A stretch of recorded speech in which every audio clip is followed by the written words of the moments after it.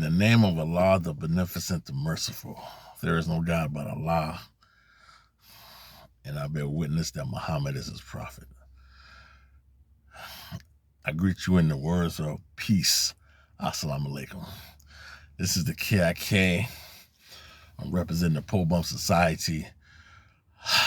Just want to holler at you for a few seconds about what's happening to Aurora and how this will affect the Black community.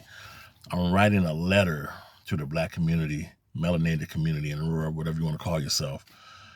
And in this letter, I want to talk to you about if you are living paycheck to paycheck in Aurora, pretty soon you will not be able to afford housing in Aurora because rent in the poor communities in Aurora is rising.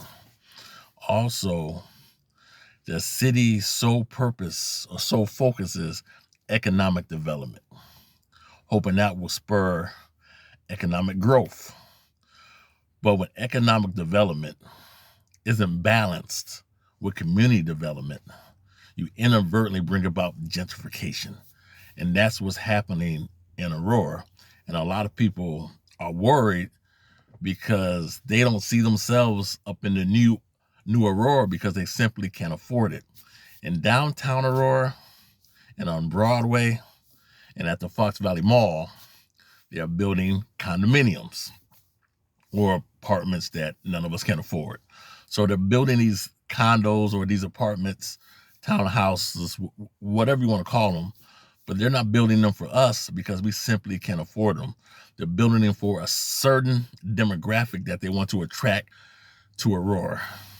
With that being said, places like Eastwood, Indian Trail, and South Wind will soon be phased out, just like how they did Westwood. It will soon be phased out because those places no longer fit the aesthetic of what the city council views for Aurora or what Aurora should look like. So they will hand you out a Section 8 voucher and you will go to some place like Plano, Batavia, Plainfield, or Yorkville. But those people do not want you in their town. They do not want you in their school district.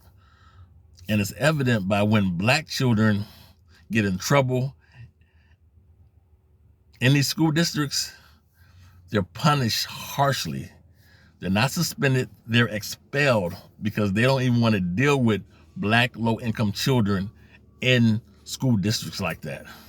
So with that being said, back to Aurora. In 3 to 5 years, if the city keeps going on the course that it's going, we're going to look back at Aurora and you will not be able to tell that any Black people even lived here. Currently, there's nothing in Aurora to attract a Black business or a Black family to settle here.